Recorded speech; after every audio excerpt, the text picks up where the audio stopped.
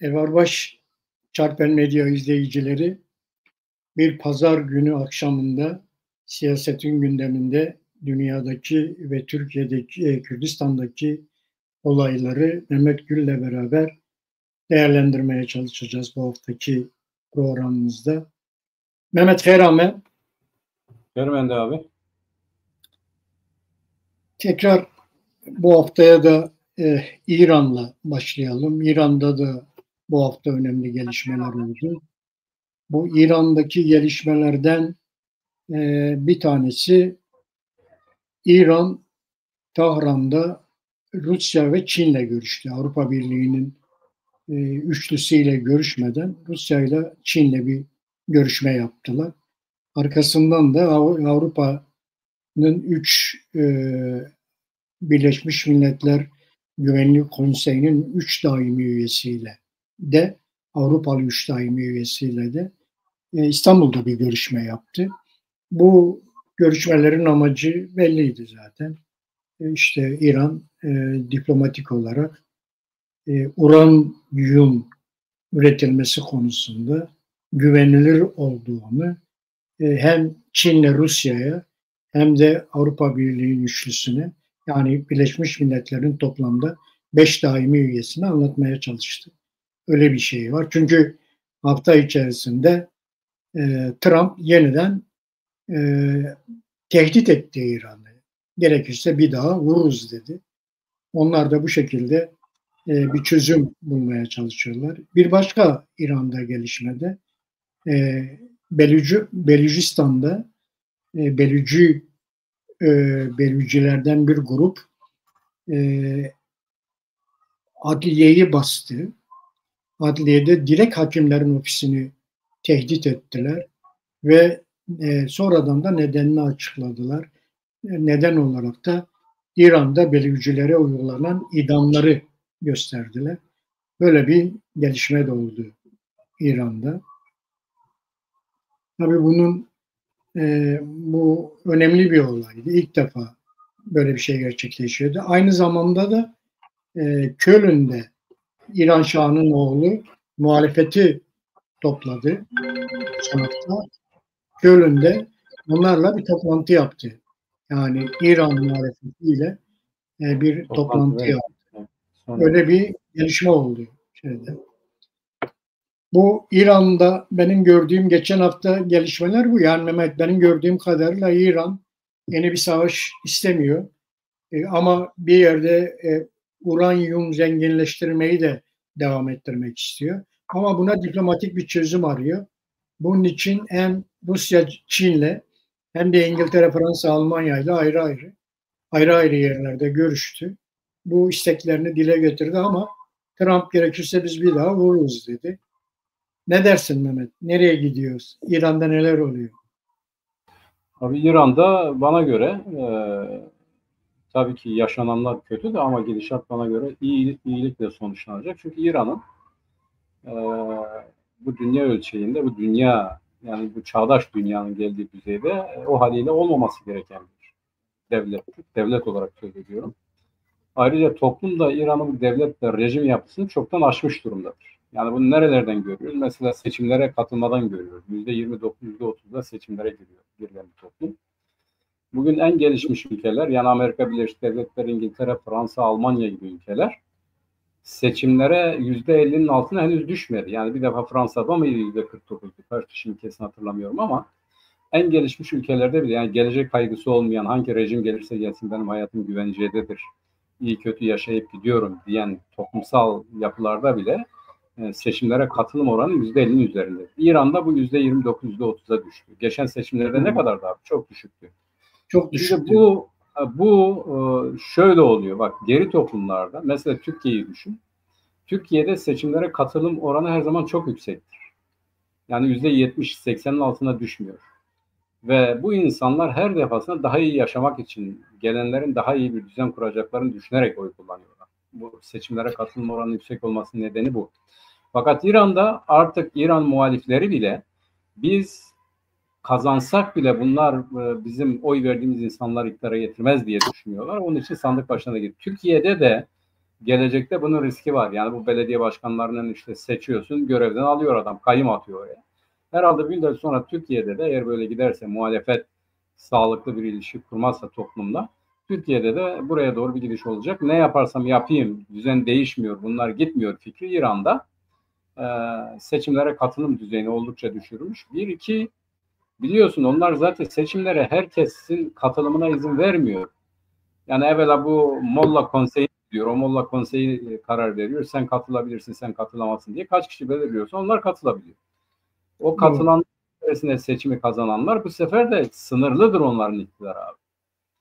Yani işte en tepedeki adam Ali Hamenei, onu onaylamadığı, onun izin vermediği hiçbir şey de yapma görevi de yok yani. Sınırlı alanda devlet politik siyasetine bulaşmayacak şekilde bir yönetim, bir hükümet kurulabiliyor ancak.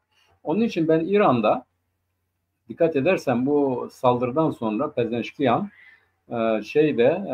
Azerbaycan'da İsrail'le görüştü. Yani orada İsrail'le görüştü demediler ama Azerbaycan'la görüştü.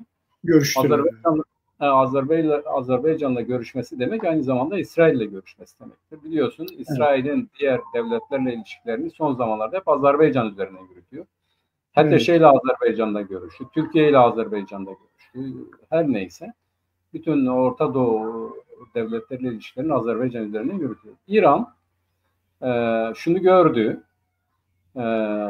Bu nükleer programı kendi başına bela. Bundan vaz da geçemiyor. Bunu hayata da geçiremiyor. Yani Obama'nın yapmış olduğu anlaşmaya göre İran nükleer silah sahibi olmasını öngörüyordu. Belli denetim altında bu, şu vesaire belli kurallar çerçevesinde öngörüyordu. Ama Trump'la beraber Amerika Birleşik Devletleri bu siyaseti değiştirdi. Hayır dedi. Biz İran'ın nükleer silaha sahip olmasını istemiyoruz dedi. İsrail istemiyoruz dedi. Yani İsrail'in nükleer silahı var ama İran'ın olsun istemiyoruz diyor. Dünyada belirleyici olan bu güç ilişkileri çerçevesinde İran kendi gücüne dayanarak bu iki devlete karşı, sadece bu iki devlet değil yani Avrupa ülkeleri İran'ın nükleer silah sahibi olsun bundan yanadırlar diyemeyiz. Güvenlik Konseyi bundan yanadır diyemeyiz. Birleşmiş Milletler'e üye birçok ülke bundan yanadır diyemeyiz. Ancak bu mevcut dünya düzeninde yani Hindistan'ın, Pakistan'ın, Kuzey Kore'nin, İsrail'in, Türkiye'de de biliyorsun nükleer başlık var. İncirli'de, Amerika'da ama Türkiye'de. Evet. Yani birçok ülkede var olan mevcut nükleer başlık göz önüne alındığında İran'da diyor ki benim de olacak. Yani biz silahsızlanmaya, bu nükleer silahlanmaya biz karşıyız. Bizim prensibimiz, bizim talebimiz yeryüzünü bu nükleer silahlarından arındırılmasıdır. Yani bizim gerçek görüşümüz bu, parti olarak bunu savunuyoruz. Barıştan yanayız. Silahsızlanmadan yanayız. Meselelerin barışçıl yöntemlerle çözülmesinden yanayız ya da halkın iradesiyle çözülmesine yanayız. Fakat bu şu anlama gelmiyor. Yani İran'da silaha sahip olma hakkına sahiptir demiyoruz. Bu yanlış bir şeydir. Ama şu mevcut yanlış dünya düzeninde İran diyor ki senin varsa benim de olacak diyor. Şimdi fakat güç ilişkilerine baktığımız zaman İran ve İsrail bunun karşısındadır. Bunu istemiyor. İkinci bir saldırı ihtimali var. Trump'ın tehdit etmesini boş ver. İsrail ciddi bunu hazırlanıyor. İsrail çok ciddi bir şekilde İran'ın bu ikinci hamleyle hem de daha ağır bir saldırıyla bütün bunları ortadan kaldırmak istiyor, bertaraf etmek istiyor. İran nereye taşımış onu tespit etmek istiyor falan. Fakat İran'da bu tehlikeyi gördüğü için hem içerideki tehlike, içeride de hatırlarsın abi bir şeyden önce demiştik ki bu saldırıdan önce demiştik ki eğer bu saldırı olursa İran'ın içinde de muhalefet biçimi farklı olabilir. İşte Belüciler gittiler. Adalet şeylerini bastılar. Yani mahkemelerini bastılar. Bu kendi militanları için idam cezası verenleri idam etmek meselesidir.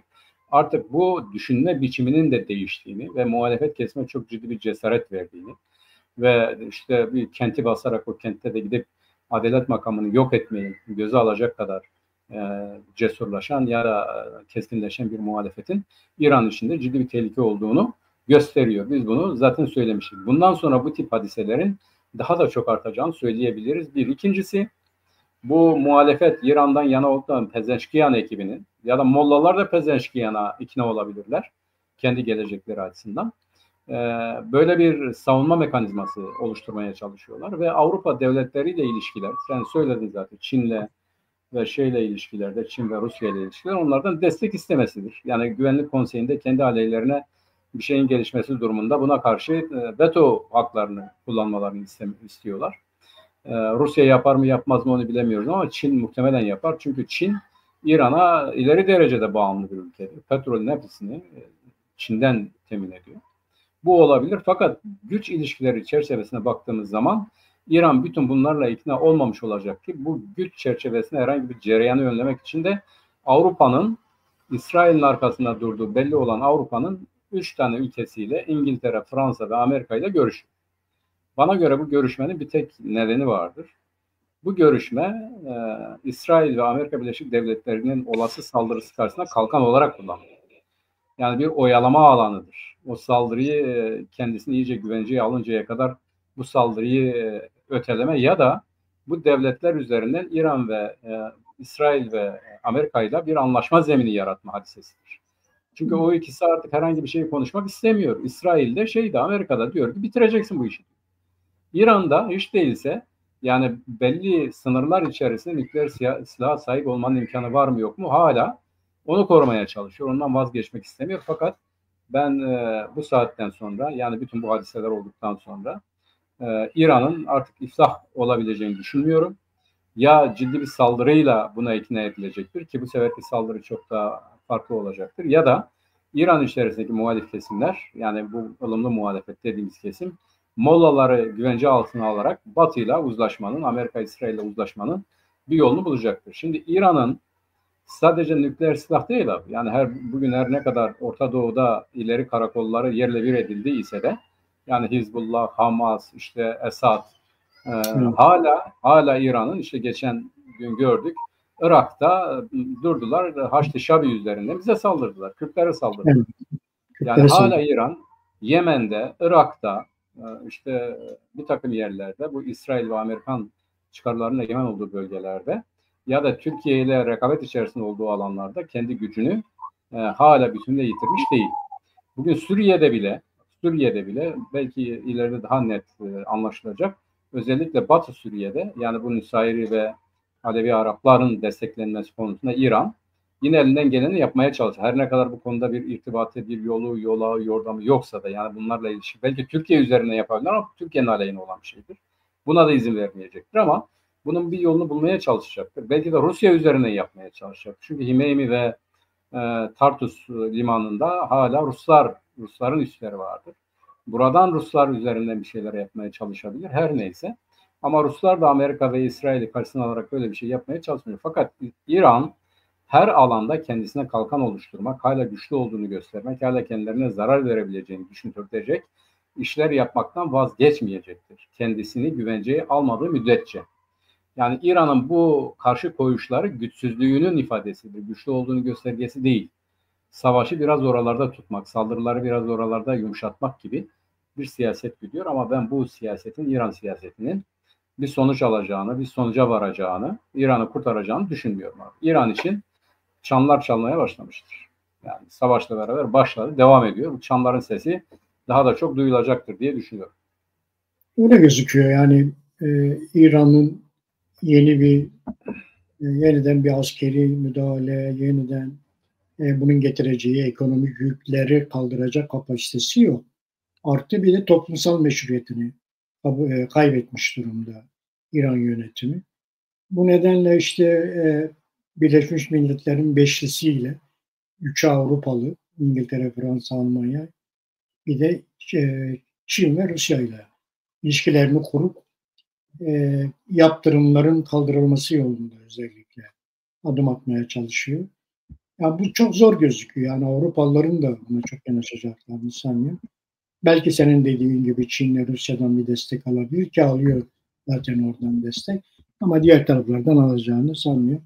O yüzden durumu kötü ve hafta içerisinde de 2 tane muhalif olay önemliydi. İşte bir tanesi bu Belücilerin Adliye Sarayı'na basıp 2 tane hakimi öldürmesi. 3 tane de Belücü'nün ölmesiyle sonuçlandı. Bir bu önemliydi. Bir de Köln'de eski İran Şahı'nın oğlunun muhalefetten 500 kişiyle bir toplantı yapması. Bu da İran'daki belli muhalif çevrelerin geçen hafta yaptıkları şeylerdi. Evet. Irak'a geldiğimizde Mehmet, Irak'ta bu Şiilerin elinde bulunan Yüksek Öğrenim ve Araştırma Bakanlığı var. Bu bakanlık bir karar aldı hafta içerisinde. Kerkük, Musul ve Diyala'da üniversitelerde Kürtçeyi yasakladı. Üniversitelerde ve enstitülerde Kürtçeyi yasakladı. Hemen tabii çok büyük tepkiler aldılar. Arkasından hemen şey yaptılar. Geri çektiler bu kararlarını. Hemen geri çektiler. Fazla dayanamadılar şey yapmadılar. Mesrur Barzani biz Irak'la petrol ve gaz meselesini görüşmeye hazırız dedi. Böyle bir açıklama yaptı. Bu açıklaması bu hafta içerisinde yaptığı açıklaması biraz kapsamlı bir açıklamaydı. Mesrur Barzani'nin yaptığı açıklama. Yani birincisi bu petrol gaz meselesini ben Irak'la görüşebilirim dedi. İkincisi PKK Türkiye görüşmelerini destekliyoruz dedi. PKK ile Türkiye'nin görüşmelerini destekliyoruz dedi. Sonra İran-İsrail savaşında biz taraf değiliz dedi. Bunu açıkladı. Bu da önemliydi. Artı Suriye Kürtlerin taleplerine kapı aralamalıdır dedi. Böyle bir Irak'ta geçen hafta bunlar yaşandı. Yani Mesrur Barzani'nin de bu şeyleri bu konularda yaptığı diplomatik temaslarda gayet olumlu sonuçlar veriyor Mehmet. Ne dersin Irak'la ilgili? Abi Irak'la ilgili zaten şimdi bizimkilerin hatası şu bence. Bir, bu 140. madde hala duruyor, uygulanması gereken. Yani bu referandum işi yapılmadığı müddetçe bu hadiseler devam edecek. Yani bizim oradaki statümüz nedir? Bu 5 tane bölge, Tuzurmato, Şengal, Kerkük meselesi, 3 tane bölgenin 140. madde gereğince kime bağlanacağı. Bugün Irak orada işgalcidir. Yani yapılmış olan anlaşmaya göre fiilen oradadır. Yasa dışıdır. Yani onun bir meşruiyeti yoktur. Bir, bu 140. maddeyi mutlaka ve mutlaka Kürtlerin yani Güney ve Güney'deki Kuzey hükümetinin yani Barzani yani KDP ve YNK'nin diğer partilerle birleşerek 140. maddenin hayata geçirilmesi için, bu konuda referandum yapması için Kürtlerin birlikte hareket etmesi lazım. Bunu netleştirmeleri lazım. Bu bir.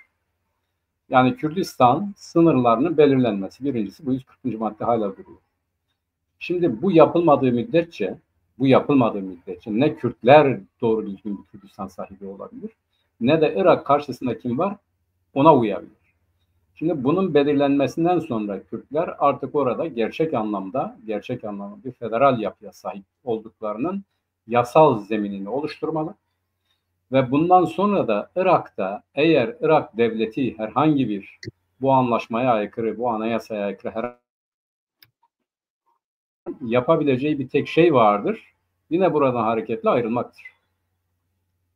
Yani bu Irak'ın o üniversitede Kürtçe dilini yasaklaması burada Artuklu'da yapmadılar mı?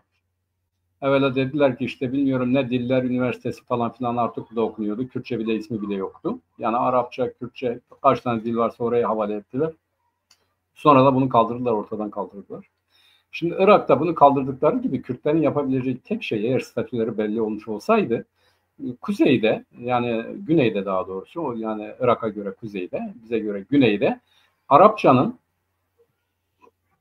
Kürt okullarından, Kürt yönetiminden bundan şundan tart edecekti. Yani sen de aynı bilmukabele tavır koyacaktın, karşı çıkacaktın. Şimdi bence orada Kürtçe eğitimin kaldırılması tabii ki o anayasa çerçevesinde bir suçtur. Bunu yapamaz. Ama oraya gelinceye kadar yapılması gereken şeyler var. Irak'ın buna uyması lazım. Petrol ve gaz konusunda da durum aynıdır abi. Irak hiçbir zaman kendisinin yükümlülüklerini yerine getirmiyor. Yani Güney Kürdistan hükümetinin kendi bölgesindeki petrol ve gazı istediği gibi kullanması ya da bütün onu tasarruf etmesi keyfi bir olay değildir. Çünkü merkezi hükümetten yardım almıyor ve bu merkezi hükümet biçimini de değiştirmek lazım abi. Gerçekten bir merkezi hükümet olmalı. Yani Irak bölgesi olmalı, Kürt bölgesi olmalı, bir de merkezi hükümet olmalı ya da merkezi organlar olmalı. Bu merkezi organlar gelirde, giderde, bunda şunda vesaire adil nüfusa göre adil bir bölüşüm yapmalıdır. Irak bunu yapmadığı için sorun çıkıyor. Tabii ki yani Mesut Barzani biz bu konuyu da görüşmeye varız diyorsa doğrusunu söylüyor. Görüşsünler ama Irak buna da yanaşmıyor. Çünkü Irak tek taraflı tasarruf hakkından yana. Yani ben ne dersem o olur diyor. Sen bunu yapamazsın. Merkezi hükümet olmayı Irak hükümeti olarak düşünüyor. Yani Irak ve Kürdistan hükümetlerinin ortak kurumları olarak hareket etmiyor. Böyle kurumlar da yoksa. Yani orada yürünmesi gereken hala birçok yol var. Ancak diğer devletlere göre, diğer yerlere göre epeyce yol alındı. Ve burada biraz sabır ama kararlılık da gösterilirse Irak'ta daha sağlıklı bir yere varılır. Fakat bugün Kürtlerin bir, kendi işlerinde Güney Kürdistan'da, iki, genelde bir ortak söz tutturmaları lazım. Yani doğuda, kuzeyde, güneybatıda, güneyde bir Kürt ideolojisi, bir Kürt siyaseti, bir Kürt anlayışı olmalıdır. Nedir bu? Kürt halkının haklarının tanınmasıdır. Bu ortak bir taleptir. Her tarafta aynıdır. Birinde gri, birinde siyah, birinde beyaz vesaire değildir.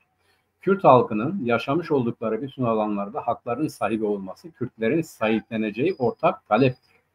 Herkes bunu savunmalı. Bu Güneybatı için Mesut Barzani'nin dediği, yani Suriye yönetimi, Suriye hükümeti Kürt talepleri için kapıyı aralamalıdır değil. Bu tabii ki böyle olmalıdır. Fakat Suriye'nin yeniden yapılanabilmesi için buradaki gerçek sosyolojiye uygun bir devlet modeli lazım. Yani bu devlet eğer Suriye devleti olacaksa, bak Suriye Arap devleti değil, Suriye Cumhuriyeti olacaksa bu Suriye'de yer alan, yani bu milletler dışında ismi olan bu Suriye'de ya da Şam'da yer alan bütün halklarının kendilerini, yerel olarak kendilerini yönettiği ama aynı zamanda bir merkezi hükümetin de herkese hizmet ettiği bir model olmalı. Bu da işte klasik tabirle federasyondur, özelliktir, eyalet sistemidir, her neyse. Yerelin kendi hak ve hukukuna sahip olduğu, yerelin kendisini savunduğu, yerelin kendi kültürüne, geleneğine, inancına göre kendisini yaşadığı, eğer dönüşecekse yaşayarak dönüştürebileceği bir model. Ya Almanya bile bir millettir ama burada federasyon vardır, eyalet başkanları vardır, başbakanları vardır. Öyle değil mi abi? Bayrakları yani, var. Almanya'da 5 tane eyalet var değil mi? Yani bu 5, evet. 5 6 mı? Şimdi bu her bir eyaletin parlamentosu var. Başbakan var. Bayrakları var. Her bir eyaletin bayrağı var. Bir de Almanya, yani Almanya Cumhuriyeti vardır. Şansölye, Almanya Cumhurbaşkanı hepsini temsilen oradadır. Yani merkezi hükümet sadece merkezi işlerle sonra yerelin işlerine karışmıyor. Yani bir eyalet sistemi sadece farklı milletlerden oluşan yerlerde uygulanacak bir şey değil. Amerika Birleşik Devletleri binlerce farklı insan var fakat eyalet sistemi var abi. Her eyaletin başkanı var. Yani oranın belediye başkanı, oranın valisi, oranın devlet başkanıdır. Ve merkezi hükümetin o eyalette herhangi bir söz hakkı yoktur. Söz sahibi değildir orada. Bak geçen gün Kaliforniya'da bir hadise oldu. Bu Trump tuttu bir yerlere bir ulusal muhafızları gönderdi. Vali ne dedi? Senin hakkında suç duyurusuna bulunacak. Buna hakkın ve yetkin yok dedi. Sen buraya giremezsin dedi. Yani buraya ancak bir işgal olursa muhafızlar girer. İşgal yok, burada iç hadisedir. Ben önlüyorum. Senin burada ne işin var? Şimdi bugün Suriye'de de Suriye'nin realitesi şudur. Bak yani açığa çıkmış realite. Bugün Kürtler Suriye'de 100 senedir kimlikleri yok, inkar ediliyordu Esad döneminde. Yani son zamanlara kadar böyleydi. Bugün Kürtler bir varlıktır. Kimse Kürtlerden kendilerini yok saymasını istememelidir. HTŞ burası Suriye tek devlet, tek millet, tek bayrak, tek vatan falan filan vesaire bunlar hikaye şeyleri. Tabii ki Suriye tek kalacak ama herkesin kendisi olduğu bir Suriye olacaktır. Herkesin kendisi olduğu bir Suriye olmadığı müddetçe ve bunlar içe sindirilip buna göre yeni bir anayasa, yeni bir rejim oluşturulmadığı müddetçe Suriye'de hiçbir zaman istikrar sağlanamaz. Bu mümkün değil. Onun için ben Güney hükümetinin bu konuda sesini daha fazla yükseltmesini, Güney hükümetinin yanında bütün Kürtlerin Güneybatı'nın arkasında durmasını, onların taleplerini desteklemesi. Çünkü Güneybatı herhangi bir milleti, herhangi bir etnisiyi egemenlik altına almak istemiyor. Tam tersine eşitlik istiyor. Herkesin eşit olduğu ve bu eşitlik üzerinde kurulan bir yönetim istiyor. Bu yeryüzünden demokratik talebidir. Yani bundan daha demokratik bir talep olamaz. Gerçi Türkiye oraya girdi, orada yeniden nasıl ki bu Barak'ın barışı savaş getirirse Türkiye'nin barışıyla savaş getirecek ama ona ayrıca geleceğiz. Bugün ben Irak ve için söyleyeceğim bunlardır. Mesut Barzani'nin hem petrol ve gaz için söyledikleri ama öbür taraftan da Irak'ın zaten bu Kürt dilini yasaklayıp yeniden kararını geri çekmesi hep başımıza gelecek olan şeylerdir. Orada 140. maddenin bir an önce yürürlüğe konması, 140. maddeye göre coğrafyaların, haritaların belirlenmesi, Ve ondan sonra da her bir coğrafyada, her bir bölgede o halkların kendilerini inşa etmesi hadisesidir. Yani buradan başlayıp işi doğrultmak lazım. Evet. Tabii bu arada geçen hafta da ne bütçe sorunu çözüldü ne de bu gaz petrol meselesi henüz daha çözülmedi. O da devam ediyor. Bunları ABD'den bir açıklama geldi. Bu işi çözün diye. Ama bakalım bu hafta önümüzdeki hafta bu iş nasıl gelişecek onu göreceğiz. Umarız Şimdi çözerler abi. evet. Suriye Rojava'ya baktığımızda geçen hafta İdlib'de bir patlama oldu. İdlib'de bir silah deposunda İsrail yapmış abi, öyle dediler. patlama oldu. Önemli bir şeydi bu. Ve Milli Savunma Bakanlığı, Türkiye'deki Milli Savunma Bakanlığı açıklama yaptı. Suriye bizden destek istiyor dedi. Türkiye'den destek istiyor dedi. Böyle bir açıklama. Özür dilerim abi. Onun öncesinde bu Hakan Fidan var ya, Milli Savunma Bakanlığı'nı yapmadan Hakan Fidan dedi ki, ondan önce Amerika'daydı. Eğer Güney bizden yardım isterse dedi ve ondan önce de hatırlıyorsun Barak dedi. Barak dedi ki Suriye yani HETEŞ'e bölge devletlerinden yardım istemelidir dedi.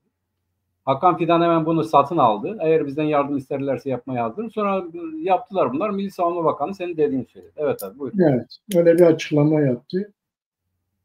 Yine Suriye'de önemli bir gelişme oldu geçen hafta.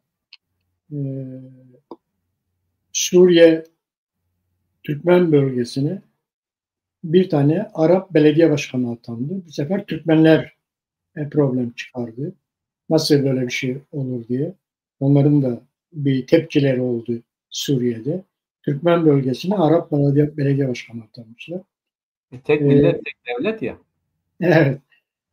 Suudi Arabistan Suriye'ye 6 milyar dolar yatırım yapacağını açıkladı geçen hafta. Önemli bir rakam Suudilerden geldi. Suriye ordusu Dürzilerin olduğu bölgeden çekildi geçen hafta. Orada alınan karar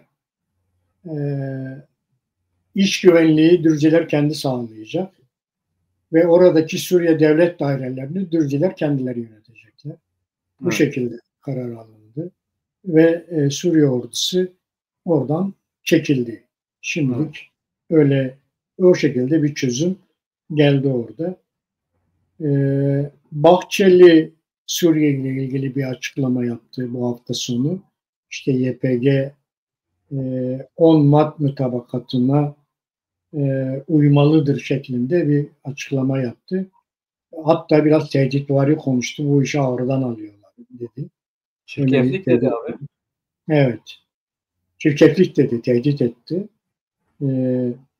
Aynı zamanda Süveyda'daki Dürzi Şeyhi bizim halkımızın talebi ademi merkeziyetçiliktir diye bir açıklama yaptı. Bugün de ilan ettiler. Evet, böyle bir ilan ettiler. Şimdi bunlara baktığımızda gerçekten Suriye'de geçen haftaki bu gelişmelerin ışığında Kürtler nasıl bir tavır takınacak? Özellikle Dürzilerin olayından sonra, Dürzilerdeki gelişen olaylardan sonra hatta bir Dürzi vurup da özellik ilan etti biliyorsun. Bir Dürzi vurup da özellik ilan etti orada. Onu söyledim ben. Az önce onu söyledim. Şimdi ben oraya baktığımda Mehmet, şimdi Suriye'de ordu yok. Suriye'de devlet yok. Kürtler kimle anlaşsın istiyorlar? Yani orada ordu yok, devlet yok, bir şey yok. Nasıl anlasınlar? Nasıl güvensinler de anlasınlar yani? Birincisi bu. İkincisi Suriye'nin, Kürtlerin gücü, Suriye devletin, Suriye'deki o yapının gücünden çok büyük bir güç. Yani 4-5 misli büyük bir güç. Birinin 20 bin ordu gücü var, silahlı gücü var. Birinin 80 bin silahlı gücü var. Yani nasıl Kürtler gitsin onlara biat etsinler? Nasıl böyle bir şey bekleniyor? Yani bunları anlamakta biraz zorluk var burada. Şimdi bölgede İsrail'in temel alan bir güvenlik anlayışı var. Bölgenin güvenlik anlayışı, İsrail'in güvenliğini temel alan bir güvenlik anlayışı var orada yani. Bu böyle bir şey gidiyor. Artı çok fazla dış dinamik var. Yani Evet. ABD var, Rusya var, İngiltere var, Türkiye var, kısmen İran var, Çin var, Rusya var. Evet. Yani o kadar çok fazla dış güç var ki Türkler nasıl güvensinler gitsinler orada yani. Bu kadar müdahaleye açık, bu kadar dış müdahaleye açık bir ortamın içerisine. Nasıl kendilerini kurdukları düzeni bozup gidip böyle bir düzensizliğin içerisine girmesi beklenebiliyor. İkincisi, Şara bir devlet kurabilecek mi? Hala böyle bir şey yok. Kimse inanmıyor. Ne bölge devletleri inanıyor, ne dünya inanıyor. Şara'nın böyle bir devlet kuracağına herhangi bir şey kimsenin bir inandığı şey olarak gözükmüyor yani.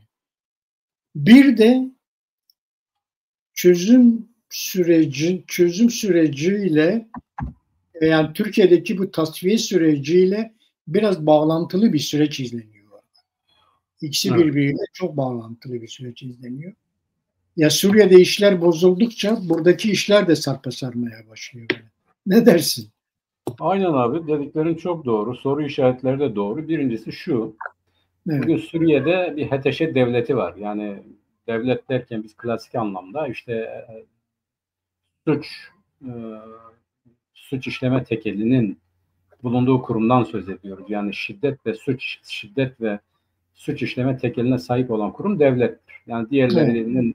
diğerlerine yasak olan her şeyi yapan kuruma biz devlet diyoruz. Artık basitleştirelim. Yani bugün HTŞ diyor, Dürzüler ayaklandı, gidiyor bastırıyor. İşte diyorlar ki yani senin uyacaksın buna. Alevileri katlediyor.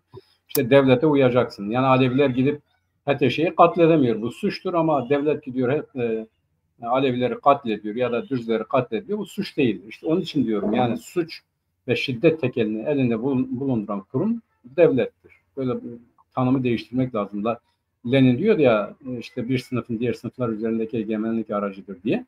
Artık bugün İran'da bir sınıf mınıfı geç, belli çetelerin bir araya gelerek suç işleme tekelini eline geçirdikleri ya da suç işleme konusunda uzmanlaşan bu çetelerin egemenliğinin kabul edildiği kuruma biz devlet diyoruz Suriye'de bugün yani. Hukuk yok, anayasa yok, Hiçbir şey uluslararası yok. anlaşmalara uyma yok, bu yok, şu yok. HTŞ'nin kafasına ne eserse o bir tane bu El Münzer miydi ne bir zıkkımdı bu artık üniversitesi profesör bir de övünüyordu. Anayasayı işte HTŞ yapacak. İşte bu bir meclis oluşturulacak. Bunun 400 tanesini şara atayacak. Kalan 100 tanesini yine şarıya sorarak atılacak. Böyle garip bir şey. Adam gitti bir anayasa güya yaptı. İşte şeriatçı bir anayasa. Bir ordu oluşturdu. Ordunun hepsi çetelerden oluştu. Yani o eskiden İdlib'deki çetelerin hepsini getirdi. İşte birisini sarayın muhafazası yaptı. Birinin buranın ordusu komutanı bunu şunu vesairesini yaptı. Bu arada Türkiye'den de bu Osmaniye'den de Bahçeli'nin hemşerilerinden de bu Ömer Paşa var. O işte Şam'ı koruma komutanıdır. O geçen gün Dürzülere saldırılarda da yine başta rol alan komutanlar onlar. O çete liderleri onlar. Hatta bak bu Barak nasıl bir yalan söyledi. HTŞ'yi kurtarmak için Şaray dedi ki ya dedi o katliamı yapanlar dedi devlet elbisesi giymiş şeyler olabilir dedi. İşçiler İşler olabilir. olabilir. Evet. Yani bu kadar sahtekarlık olabilir mi? Evet. Yani bunlar bu devletin elbiselerini nereden buldular? Devletin formalarını bu işin nereden buldular? Hadi buldular. Oraya giderken nasıl bunlar önlenmedi? Kim bunlara komuta ediyordu vesaire?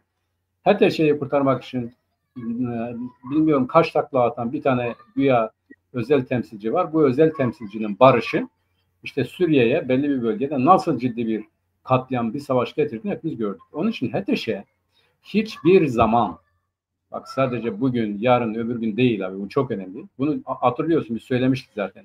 Yani demiştik Mart'tan itibaren Suriye karışmaya başladı zaten. Daha da karışacak Suriye. Onu göreceğiz. Şimdi buna biraz sonra geleceğim niye karışacağıyla alakalı olarak. Şimdi HTŞ'nin mantalitesi, hayata bakışı bu çok önemli yani.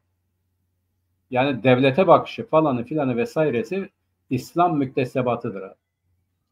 Yani bu İslam müktesebatı dediğimiz nedir? Suudi Arabistan'dır, Katar'dır, Kuveyt'tir, Umman'dır falan filan vesaire yerlerdir. Mısır bile değildir. Bak Mısır bu İngiliz sömürgesinin egemenliğinde ve bir de etnisitesi farklı olduğundan biliyorsun onlar Arap değil, Arapça konuşuyor ama işte Fatimi denilen çok Kıpti Müpti denilen değişik çok farklı bir milletten oluşan bir topluluktur. Onlar İngiliz yönetimi sayesinde İngiliz'in rejiminin orada kendisini bırakıp gitmesiyle beraber nispi bir demokrasi var Mısır'da. Yani işte ise seçimler oluyor. Arada bir seçim oluyor, o seçimlerle değişiyor. Fakat diğer yerlerin hepsinde ya bir ailedir, ya bir kabiledir, ya bir aşirettir. Onların iktidarın onlara bahşedildiği, ancak onların kral, yönetici olabilecekleri ülkelerdir. Bugün Suriye'de Şara ailesi de köklü bir ailedir. Yani bu Şara'nın oraya getirilmesi tesadüf değildir. Bu Şara ailesi Suriye'de biliyorsun Esad yönetiminde de olan, orada da Tarık el-Şara vardı, Dışişleri Bakanı'ydı. Bu da o Tarık el-Şara'nın yeğenidir. Ama bunun babası da eskiden zaten ciddi derecede siyaset yapmış bir adam. Bu Şara ailesinin Suriye aileleri içerisinden, o büyük aileler içerisinde söz sahibi olabilecek bir aile olduğu için o getiriliyor. Ondan bir düzen kurması isteniyor. Fakat bu düzen kurması istenen adamın düzen kurmak diye bir düşüncesi yok. Ondan anladığı şeriattır. İslam egemenliği altında diğerlerine verilen haklardır. Hani Osmanlı milleti diyordu ya o Barak. Yani Osmanlı milleti modeli neydi? Egemen bir millet vardır. O egemen milletin kaldırımda yürümeyi yasakladığı diğer milletler olur. Osmanlı'da işte diyelim gayrimüslimler kaldırımda bile yürüyemezdi. Şapka bile takamazdı. Ata bile binemezdi. Yani böyle bir düzen, böyle bir rejim. İşte Afganistan hocam. Afganistan düzeni neyse Suriye'de de olacağı odur. Daha sonra bu düzen kurmaya çalışırken bunlar birbirlerinden de yönelecek aynen Afganistan'da olduğu gibi. Birbirlerini de biçip kesecekler. Hayatta kaç kişi geldiyse onların kuracağı bir düzen. O düzene de diğer milletlerin, halkların inançlarına uyumasını sağladıkları bir otoriter, bir hilafet düzeninden başka hiçbir şey çıkmaz. Onun için orada ben Şara'nın bir devlet ya da bu mantaliteyle, bu zihniyetle bir devlet kurulacağı inancında değilim. Ne olabilir? Eski seküler Araplar devreye girebilir. Yani bu HTŞ'nin egemenliğine son verilebilir. Bu Esad dönemindeki Araplar devreye girebilir, yönetimde yer alabilir. Eski devlet geri gelebilir. Ama başında bunlar olmak kaydıyla ama fakat bunların dediğinin bu işin olacağı bir rejim değil. Daha gerçekçi, şeriatçı olmayan bir düzen olabilir. Her neyse. Ama onların da o geçmiş tecrübelerin yanında aynı zamanda bu yeni diri güçleri muhatap alacakları, onlarla birlikte yönetecekleri bir Suriye mümkün olabilir. Bu yapıdan bu çıkmaz. Bak sen İdlib'deki saldırıdan söz ettin. İsrail ne yaptı abi? İsrail hani diyorlardı ya, Barak diyordu ki sen bu İdlib'i de tasfiye etmen lazım. Buradaki şeriatçılara, buradaki bu çeteleri, meteleri göndermen lazım. Şey de bunu söyledi, Trump da bunu söyledi. Ancak bu olmaz abi, mümkün değil. Çünkü o çeteler yani epeyce silahlı çete vardır. Zaten işte bir sürü yerde de kullanılıyorlar, kirli işlerde vesaire. Onu sadece onlar değil, Türkiye'de kullanıyor, diğer güçler vesaire de kullanıyor. Onların yok edilmesi konusunda Şara'nın ne bir niyeti var ne bir gücü var. Yani gücü olsa da yapmaz zaten. Çünkü Şara'nın tabanını onlar oluşturuyor. Onları tasfiye ederse Şara diye bir şey de kalmaz. Onun için Şara bugün uluslararası düzenin bir devlet kur dediği modelde herhangi bir şey yapma ihtimali yok. Ne temizlik açısından, ya Düzülere çattı kaldı işte, Alevilere çattı kaldı işte. Yani onları bile doğru düzgün bir şekilde rejime entegre edemeyen bir zihniyet, bir mantalite, bir anlayış. Şimdi ben Şara'nın bir düzen kuracağına inanıyorum. Bir, iki, dediğin çok doğru. Bugün SDG, Suriye'de gerçek anlamda merkezi hükümeti kurabilecek yegane güçtür. Yani SDG, Dürzüler ile, Aleviler ile, seküler Araplar ile ancak modern bir Suriye kurabilirler. Bu demokratik, çağdaş bir anayasal yönetili demokratik bir Suriye olabilir. Bu demokratik Suriye'de her bir etnisitenin, grubun kendi haklarını koruduğu yerel yönetimleri olur, federasyon olur, özellik olur, her neyse. Ama yönetimin tek devlet, tek millet, tek bayrak, tek bilmiyorum ney vesairesi Türkiye'den esinlendikleri bu Şara'nın dile getirdiği şey olma ihtimali sıfır. Bu olmaz, mümkün değil. Bak bugün az önce de biraz sohbet ettik. Acaba bu İsrail benim aklıma da gelmiyor değildi açıkçası. Yani İsrail'in Dürzülerle ilgili yaptığı anlaşmadan sonra ya Kürtler bizi ilgilendirmez, bildiğinizi okuyun mu diyecek Kürtler ve Aleviler. Yoksa bu model aynı zamanda diğer taraflara yansıyacak. İşte bu Fransa'da yapılacak olan görüşmelerin ertelenmesi nedeniyle, yapılamaması nedeniyle bu açıkta kalan bir sorun. Fakat o da şunu getirdi abi, ne oldu? Hatırlıyorsun biz, yani bunu kim yaptı, kim istemedi? Yani bunu Kürtleri dışladılar mı? Yani İsrail ve Şara anlaştı, Kürtlerle görüşmeye gerek yok mu dediler? Yoksa gerçekten başka nedenler mi vardı? Ortaya çıktı. Burada Türkiye Cumhuriyeti Devleti, yani Arap kaynakları bunu yazıyor, Amerika kaynakları bunu yazıyor, bütün yani Türkiye dışındaki bütün basın yayında bu dile getiriliyor. Şara'ya demişler ki senin yönetimin Kobani ile görüşmesin. Mazlum Kobani ile görüşmesin. Bu Şeybani, Hasan el Şeybani görüşmesin diyor. Biz buna henüz hazır değiliz. Onlarla bu meseleyi görüşecek konumda değiliz. Bu bir. İki, ön şartları olan biriyle biz görüşmeyiz demişler. Ama bunun için de görüşmeyi bütünüyle kapatmamışlar. Yani hiçbir zaman görüşmeyeceğiz anlamında değil ama şimdilik görüşmeyelim demişler. Fakat Fransa burada devreye girdi abi, biliyorsun. Dedi ki biz Kürtlerin çok kısa süre içerisinde, yani tez elden Suriye ile entegre olmasını istiyoruz. Ancak Kürtlerin hakkının, hukukunun korunduğu, güvence altına alındığı bir modelde bir devlet yapılmasını bunu istiyoruz. Biz sizin arkanızdayız gibi bir mesaj verdi. İki, şimdi bu her şeyi iyi bilen, biz burada size bakıcılık yapmaya gelmedik diye bir densizlik yapan Barak ne yaptı? Bu sefer döndü, dedi ki eğer Şara genişlemezse, Şara geniş tabanlı bir ülke, bir yönetim, bir devlet kurmazsa tehlikededir dedi. Evet. Onu buraya getirenler onu gönderecektir dedi. İşte onu oraya getirenler kim abi? Bu çok önemli. Az önce sen de söyledin ya, burada çok el var. Şimdi birinci dereceden, bu çok önemli. Onu bilmemiz lazım. Birinci dereceden bu işin içerisinde olan, onu oraya getiren, bu hükümette de temsilcisi olan devletlere bakalım. 3 tane devlet var abi. İngiltere, Fransa, Almanya. Amerika bunların en tepesindedir. Amerika işte Barak diyor ya, burası benim bölgem. Hani bu orman kanununda geçerli bir tane aslan çıkar gelir der ki hadi lan dışarı, burası benimdir de. Benimdir dediği bir Amerika'nın bölgesi Türkiye. Burada Pax Amerika kurmak istiyor. İşte bu Barak gibi bir yeteneksizi gönderdiler. Ya da diğer halkların hilafına bir düzen kurup müteahhitlikten rant elde etsin diye bir siyaset attı ortaya. Bir savaşı çıkardı, savaşı körükledi. Belki de iyi de oldu. Şimdi Amerika Birleşik Devletleri'nin olan bölgede parlamentoda kim yer alıyor abi? İngiltere'de yaşayan İngiliz vatandaşı biri var bugün Suriye parlamentosunda. Fransa'da yaşayan Fransız vatandaşı bir Fransız var bugün Suriye parlamentosunda. Yani yönetiminde, parlamento yönetiminde. Almanya'da yaşayan Alman vatandaşı biri var. Bunlar Suriye'de Almanya, Fransa, İngiltere'nin, genel anlamda Batı'nın çıkarlarını korumakla mükellef vekillerdir ya da oradaki kayyımlardır. Öyle demek lazım. Yani bugün Mehmet Şimşek Türkiye'de yeniden Maliye Bakanı oldu. Nasıl oldu abi? Yani Erdoğan karşı değil miydi ona? Hatta ona hırsızlık yaptı demiyor muydu? Eleştirmiyor muydu? Nasıl oldu da bu geldi yeniden Hazine ve Maliye Bakanı oldu? Çünkü Batı'nın borcu nedeniyle bir tahsilatçı lazımdı. Bugün Mehmet Şimşek Türkiye'de Batı adına, eskiden Duyun Umumiye vardı, onun gibi bir kurumun Türkiye'deki tahsilatçısıdır. Bugün Suriye'de de Fransa, İngiltere ve Almanya'nın orada kayyımları vardır. İşte Barak, bu Barak, Tom Barak ya da Trump ya da Amerika oranın baş sahibidir. Bir tek sahibidir. Şimdi İsrail'in çıkarlarına aykırı ettiği oranda buna müdahale eden bir askeri kuvvet vardır. Bu da İsrail. Hani Türkiye diyorlar ya buraya biz böyle yaptık falan. Türkiye'ye, yine söylüyorum, o zaman da söylemiştik. Türkiye'ye Suriye ateşinden sadece kestaneleri aldırdılar. HTŞ'yi siz buraya getiriniz dediler.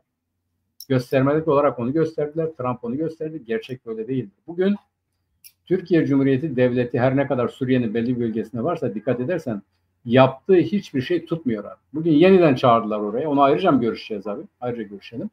Bugün Suriye'de bu kadar elin olduğu bir yerde tek bir eksiklik vardır. Bak bu çok önemli. Bugün Fransa hariç, bu önemli, Fransa hariç hiçbir devlet, Amerika Birleşik Devletleri de dahil, Kürtleri de eşit haklara sahip bir millet olarak görüp öyle muamele etmiyor. Amerika nasıl muamele ediyor? CENTCOM'a göre muamele ediyor. Bugün CENTCOM, yani Orta Doğu'nun genel düzenini düşünebilecek o komutanlık olmasaydı, Amerika Birleşik Devletleri'nin bu Trump hükümeti inan ki geçmişte yaptığı gibi yine Kürtleri HTŞ'ye satardı. Fakat bugün bu yok, bu realite yok. Bugün Kürtler Suriye'de ciddi bir kuvvettir. Az önce senin de dediğin gibi. Yani HTŞ'nin kuvvetlerini kat be kat aşacak bir güce sahiptir. Orada şiddetle HTŞ'nin bir şey yapmayacağı çok iyi biliniyor. Ve bugün Kürtler orada şiddete başvurmuyorsa hala demokratik yollardan bir şeylerin olabileceğine inanmalarıdır. Fakat onlar da artık kendine gelmeli, hatalarını görmeli. Suriye'deki bütün muhalefetle beraber yeni bir Suriye, nasıl bir Suriye'yi istediklerini deklare etmelidir. Bunu da Birleşmiş Milletler'e götürmelidirler, Güvenlik Konseyi'ne götürmelidirler. Gerçekten tarafsız olan devletlerin huzurunda, şahitliğinde Suriye'de yeni bir devlet kurmanın uluslararası hukuk çerçevesinde inşasına başlamalıdırlar. Başka bir yolu da yoktur. Dikkat edersen onlar bu konuda çok zayıftır. Yani Birleşmiş Milletler'in nezdinde girişimleri yoktur. Bu konuda Kürtlerin hepsinin böyle davranması lazım. Yani bugün Suriye'deki çözümde Kürtlerin zaten var olduğu, Kürtlerin bir güç olarak var olduğu, Kürtlerin oradaki seküler, çağdaş dünyanın bir temsilcisi olduğu bilinerek hareket edildi. Bu Birleşmiş Milletler'in nazarında olmalıdır. Tarafsız devletlerin şahitliğinde olmalıdır. Taraflı olan herhangi bir devletin bu görüşmelerde yer alması yanlıştır. Buna girmemesi lazım. Türklerin bunu kabul etmemesi lazım.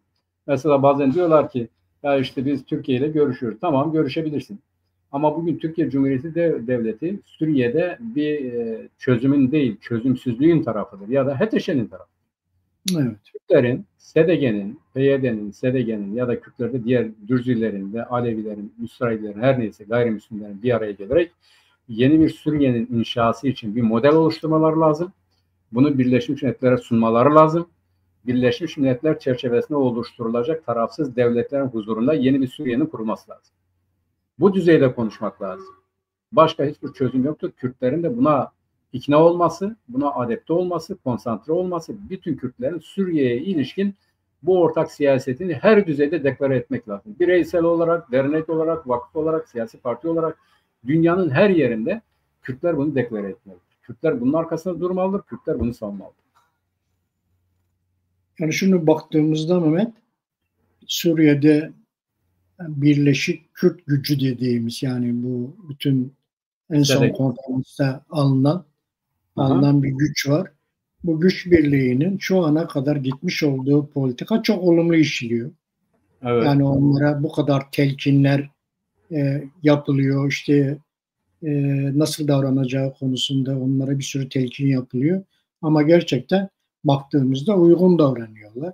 Yani bir defa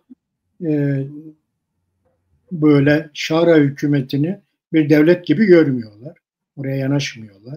Şara ordusunu bir ordu gibi görmüyorlar. Oraya yanaşmıyorlar. Öyle bakmıyorlar oraya.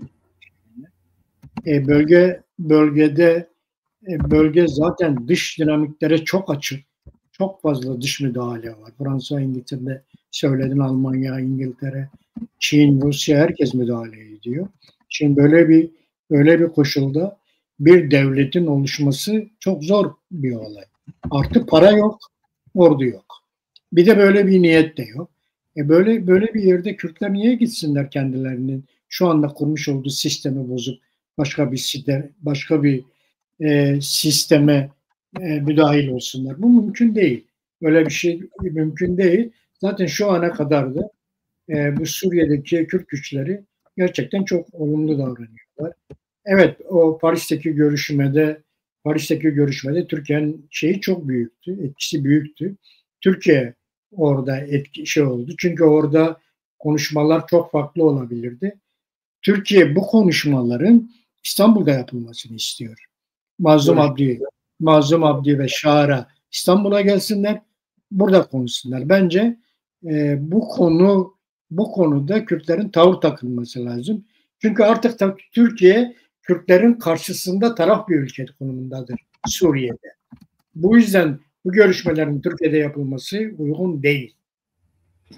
Bunun daha üçüncü bir göz, daha etkin olan, bölgede etkin olan bir üçüncü göz ülkede yapılması, veya tarafsız bir ülkede yapılması daha uygun olur. Çünkü Türkiye artık Kürtlerin karşısında, Suriye'de Kürtlerin karşısında taraf bir ülke konumuna geçti. Evet. Geçti. Tam bu geçmeyi konuştuğumuzda bakıyoruz ki Mehmet, bu durumlarda, yani Suriye'de işler Türkiye'nin aleyhine gittiği dönemlerde de bu Türkiye'deki senin deyiminle tasfiye süreci bir yerde bakıyoruz ki sorunlar çıkmaya başlıyor. Ne oluyor Türkiye'de? Geçen hafta bakalım bunun üzerine. Evet. Türkiye Büyük Millet Meclisi Meclisi'ne grubu bulunan partileri gezdi. Bu Türkiye Büyük Millet Meclisi Komisyonu ile ilgili görüşlerini açıkladılar. Onlardan bu komisyona adam istedi. Ayın 31'ine kadar. 31 Temmuz'a kadar her parti şeyini gönderecek. İkincisi Dem heyeti bütün siyasi partileri gezdi ve Öcalan'a gitti. Arkasından da Öcalan'a gitti. Öcalan'dan görüşmeden çıktıktan sonra iki konuya açıklık getirdiler. Bir tanesi Öcalan silah yakma törenini çok beğendiğini söylemiş. Birincisi bu. İkincisi de Türkiye Büyük Millet Meclisi'nin komisyonu barış ve demokrasi için önemli bir kurum demiş. Bunun yapılması gerekiyor demiş. Bunu söyledi. Şimdi biz bunlara baktığımızda geçen hafta görüştüğümüzde bu Türkiye Büyük Millet Meclisi'nde kurulacak komisyonun 35 üyeden olacağını ve her partinin 5'er kişiyle katılacağını söylemişti. Böyle bir çalışma vardı. Birdenbire bu çalışma Suriye'deki gelişmelerle birlikte evrildi. 51 kişiye çıkarıldı. Bu komisyon durum değişti. Geçen haftaki durum hemen değişti Suriye'deki gelişmelerden sonra. Özellikle Süveyda'da bu olayın olmasından sonra gelişen duruma baktığımızda AKP'den 21 üye katılacak. CHP'den 10 üye, DEM'den 4 üye, MHP'den 4 üye, İyi Parti'den 3 üye, Yeni Yol'dan 3 üye katılacak. Bunların toplamı 45 idi. Artı grubu olmayan partilerden de birer tane üye geliyor. Yeniden Refah Partisi, Türkiye İşçi Partisi, EMEP, Demokratik Bölgeler Partisi, Demokrat Parti ve Demokratik Sol Parti. Bunlardan da birer üye geliyor. 51 kişilik bir şey kuruluyor. En son baktığımızda sanki bu komisyonda problem çıkacak gibi. Çünkü CHP problem çıkardı. Niye çıkardı? CHP'nin iki tane şeyi vardı. Beklentisi vardı. Bir tanesi partilere eşit düzeyde temsil hakkı istiyordu. Onu istiyordu. İki, kararların nitelikli çoğunlukla alınmasını istiyordu. Bu iki konuda gerçekleşmedi. Bu iki konuda gerçekleşmeyince de CHP'de şey oldu. CHP'de bu konuda işte ben bunu parti meclisinde konuşacağım gibisinden biraz durumu uzattı gibi şimdilik. Öyle gözüküyor. Yani problem çıkabilir. Şimdi bir defa benim gördüğüm kadarıyla Mehmet burada bir defa bu iş iki ayaklı. Yani bir tarafı Türkiye'de, bir tarafı Suriye'de. Bu sadece Türkiye ile ilgili bir olay değil. Bu iki ayaklı bir mesele. Birincisi bu. Bunu gözden kaçırmamak lazım. İkincisi... Abi sen fiili durumdan söz ediyorsun. Evet, şu andaki durum öyle. İkincisi, bu meclis komisyonu yasal güvenceye kavuşturulmadı. Yasal olarak kurulmadı. Türkiye Büyük Millet Meclisi Başkanı kendini yetkilendirdi. Gitti böyle bir şey kurdu. Böyle bir böyle bir komisyon koydu. Şimdi bu Türkiye Büyük Millet Meclisi siyaseten güvensiz bir insan. Şimdi bir defa kendi partisini bıraktı, gitti AKP'ye katıldı. O kadar parti şubesi, ilçe örgütleri, il örgütlerini bıraktı, kendisi tek başına gitti AKP'ye katıldı. Bu siyaseten güvenilir bir insan değil. İki, Can Atalay meselesinde Türkiye Büyük Meclisi'nde yaptığı manevralar onun demokrat olmadığını da ortaya çıkarıyor. Demokrat bir kişiliği de yok bu adam. Şimdi bu adamın kuracağı bir komisyon, bunun güvencesinde bir komisyon siyaseten ne kadar güvenilir olur? Bunu bütün partilerin gözden geçirmesi gerekir. Böyle bir güven sağlanamaz yani. Ve CHP de kendi istekleri olmadığı için ben bu işe katılmayacağım diyor. Zaten anladığımız kadarıyla 51 kişiye evrilmesinin nedeni 35'ten 51'e evrilmesindeki neden de CHP'yi dışarıda bırakmak meselesi. Çünkü CHP orada demokrasi beraber DEM'le beraber demokrasi meselesinde bir takım şeyleri gündeme getirebilir düşüncesinde olduklarında bu CHP'yi otomatik olarak devre dışı bırakma kararıdır bu. Bu artık CHP katılmazsa 10 kişi, İyi Parti katılmazsa 4 kişi oradan katılmayacak. Bu şartlarda da yani 51 kişi değil 35-38 kişiyle falan bir komisyon kurulacak mı? Ve bu komisyon çalışacak mı? Ne dersin Mehmet? Abi şimdi birincisi hani diyorlar ya gerçekten bir şey yapma niyeti olsaydı bu parlamentonun ya da bu devletin ya da Erdoğan'ın komisyona havale etmez. Niye biliyor musun abi? Zaten hatırlıyorsun bu 2013 mü 2014'teki o çözüm sürecinde bir terörle mücadele ya da terörün tasfiyesiyle ilgili bir yasa çıkarıldı. O yasa hala var. 6851 miydi neydi? Evet. Evet. Evet, şimdi o vardır. Yani o tam da bugüne göredir. O yasaya göre diyor ki yani bu şu şekilde örneğin suç işlememiş olanlar rahatlıkla gelip bir şey yapacak. Cezaevindekiler şöyle bırakılacak. Diğerleri işte diyelim yöneticilerin memlekete girmeyecek. İşte suç işlememiş gelip ticaret yapmak için yapacak gibi. Böyle bir madde var ya, bir yasa var yani. Böyle bir yasa maddesi var. O çıktı. Şimdi bu gündeme gelmiyor. İşte diyorlar ki bir komisyon kurulsun. Peki bu komisyon nasıl kuruluyor abi? Türkiye Büyük Millet Meclisi'nde ya da formel ya da anayasal bir düzende komisyon yasayla kuruluyor. Yani Türkiye Büyük Millet Meclisi ya da işte başkanlık bir tane önerge verir. Bir komisyon yasası taslağı verir meclise. Meclis görüşür. Tekamül ettirir ve onu onaylar. Der ki işte şu görevle mükellef bir komisyonu şu sayıda oylama biçimi şöyle olan bir komisyonun kurulmasına karar verilmiştir. Yani böyle bir yasa çıkar. Böyle bir kanun çıkar. Bu kanun çerçevesinde Türkiye Büyük Millet Meclisi, ben prosedürü söylüyorum. Yani yasal prosedür olması gereken ya da yasal olan bir rejimde bu iş nasıl olur? Hadisesi ancak böyle olabilir. Yasa çıkar. Bu yasada komisyonun üye sayısı, nitelikleri, görevleri belirlenir ve bu komisyon çalışmaya başlar. Şimdi burada yine iki şey çıkıyor ortaya abi. Mesela der ki bu komisyon yasa yapmakla ya da yasa teklifi vermekle yükümlüdür. Yani bütün bunları halledecek bir yasa önerisi hazırlar. Bak çok önemli. Örneğin der ki o kanun daha önceki çıkan kanundaki gibi şu şahısların işte affına, şunların gelip çalışmasına, şunların şurada yerleştirilmesine, silahların böyle olmasına, şöyle olmasına falan filan der. Değil mi abi? Yani bunlar evet. Bunda ayrıntılı olarak yönetmeliklerle belirlenir. İki ya da der ki ya bu komisyonun görevi sadece Türkiye Büyük Millet Meclisi'ne ya da Devlet Başkanlığı'na ya da İçişleri Bakanlığı'na her neyse belli yerlere rapor sunmakla biter. Ya da bu komisyonun görevi rapor hazırlayıp sunmaktır. Oluşturulan bu rapor çerçevesinde ilgili kurumlar kimse onlar karar verir ve bu yasal hale getirir. Bak şimdi birincisi yapılmadı. Yani bu komisyonun hazırlanması, bu komisyonun oluşturulması için yasal dayanak yok. Senin dediğin gibi partisini satan adamın iki dudağı arasındaki bir şeydir yani. Olabilir de olamaz da. Yani örneğin 35'ten 51'e çıkması gibi. Nitelikli çoğunluktan işte bilmiyorum neye gelmesi gibi. İşte terörsüz Türkiye adı ne olsun? Terörsüz Türkiye'den işte demokratik çözüme gibi. Yani iki dudağın arasında olan bu parlamento başkanı, Türkiye Büyük Millet Meclisi Başkanı Numan Kurtulmuş'un inisiyatifinde onun demesiyle olabilecek bir şey yap. Bu diyor ki ben bu komisyonu seçeceğim, diğer her şeyi bu komisyon belirlesin.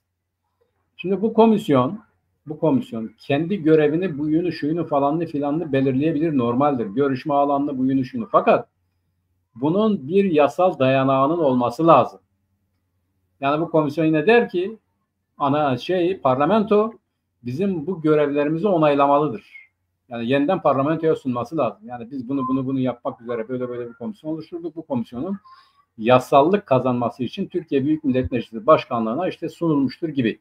Yine Büyük Millet Meclisi bunu onaylamak zorundadır ki bir yasal çalışması olsun. Yoksa yasal çalışma değil, fiilen bir çalışma oldu. Bu fiilen yaptığı aynen o bile yasaldı abi. Bu 15-16 Haziran darbesinin araştırılması için bir komisyon kuruldu ya.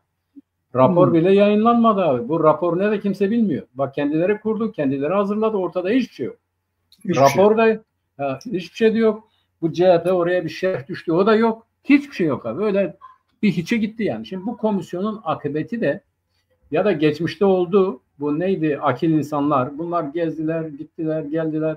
Rapor hazırlarlar, rapor sundular. Nerede bunlar raporlar abi?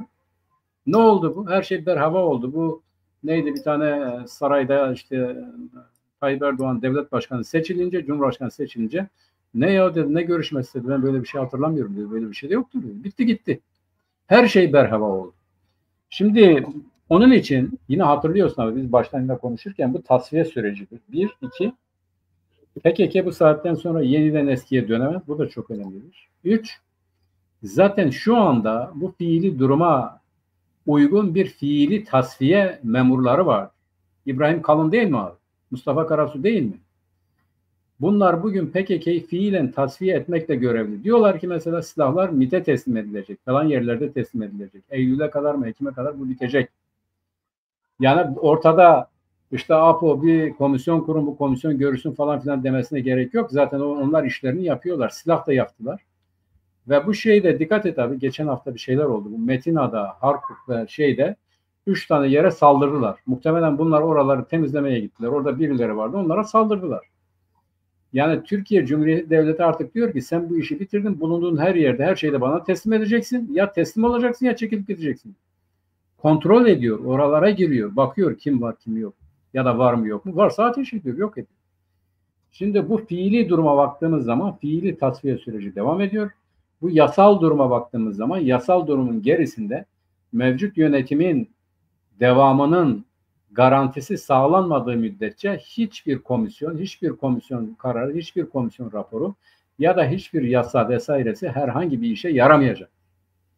Yani bu benim kanaatime göre Eylül-Ekim'den sonra işte bu amaç hasıl olduktan sonra yasada masada bu da şu da olmayacak. Her şey fiilen sürdürülecektir. Her şey fiilen yapılacaktır. Çünkü hiç kimse, bak bu çok önemli. Şimdi CHP'nin oradan çekilip çekilmemesi hadisesi, girip girmemesi hadisesi nereye geldi biliyor musun? Mesela diyorlar ki size alet edecek bu adam, katılmayın. Yani dem ne diyor, sen gel burada olman iyidir. Şimdi orada olsan ne olacak eğer nitelikli çoğunlukla oy yoksa? Ya da bu komisyonun ne yapacağı belli değilse ya da bunun bir yasal dayanağı yoksa yarın öbür gün birilerinin siz yasa dışı iş yaptınız, terör örgütüne bunu yaptınız, şunu yaptınız derse yani hayır böyle bir şey olmaz demenin garantisi var mı abi? Yok. Onun için ben bu komisyondan kurulsun ya da kurulmasın somut, yasal, bak bu çok önemli abi. Bu süreci selametle sonuca vardırabilecek, bu tasfiye sürecini yasal düzeyden gerçekleştirebilecek herhangi bir şeyin çıkacağını düşünmüyorum. Fiilen zaten bu devam ediyor. MİT ve benzeri kurum kuruluşlar bu işe el atmış. Her şey bunlara teslim ediliyor. Envanteri bunlara veriliyor. Bunun çerçevesinde, o fiili durum çerçevesinde devletin resmi envanterine girmeden de her şeyi tasfiye edecekler. Bu komisyon da böyle bir rapor hazırlar belki de ama bir sonuç, bir yasal sonuç falan da çıkmayacak diye düşünüyorum. Benim bu konudaki görüşüm bu. Evet, benim de gördüğüm kadarıyla öyle Mehmet. Yani bu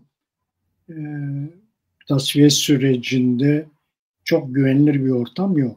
Öyle gözüküyor. Zaten tasfiye süreciyle Kürt meselesi birbirinden farklı şeyler. Tamamen bizim Seyda sormuş, diyor ki bu demin açıklamasıyla ilgili, Bahçeli'nin açıklamasıyla ilgili demin bir açıklaması oldu mu? Olmadı. Hani bu çirkefliktir diyor ya, sadece onunla ilgili de değil.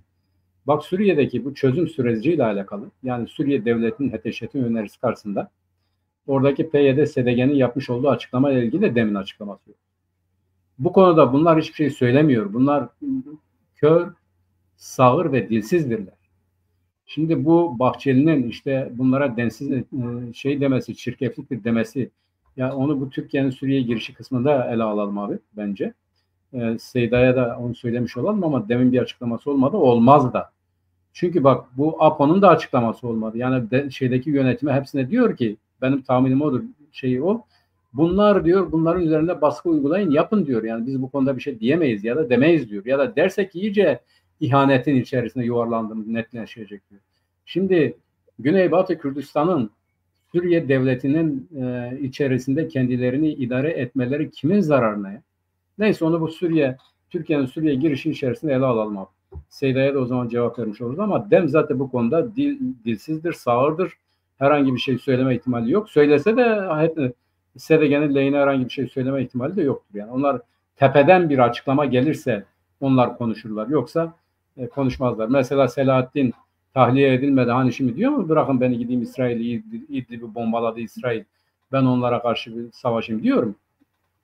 Yine tuttular içeride. Yani bu şeyler yanlış. Bu böyle önceden böyle heyecanlanmak, heyecanlarla hareket etmek, devlet siyasetini bilmemek basit bir şey değil ya. Bu devletler kuruluyor, devletler yıkılıyor, ülkeler bölünüyor, ülkeler parçalanıyor. birinin cezaevinden çıkması ya da çıkmaması bu meselelerin yanında bir hiçtir. Yani devletin amaç edindiği, devletin görev edindiği bir takım şeyler düzenli bir şekilde ya da iyi bir şekilde bilince çıkarılmazsa böyle basit siyaset yapılır. Oysa durum basit siyasetin çok ötesindedir. Devlet Bahçeli şimdi yasal olarak nedir ki her konuda açıklama yapıyor ve herkes ona bakıyor Türkiye Cumhuriyeti Devleti'nin. Herkes onun açıklamaları için. Nedir? Başbakan mıdır? Cumhurbaşkanı mıdır? Bakan mıdır? Nedir?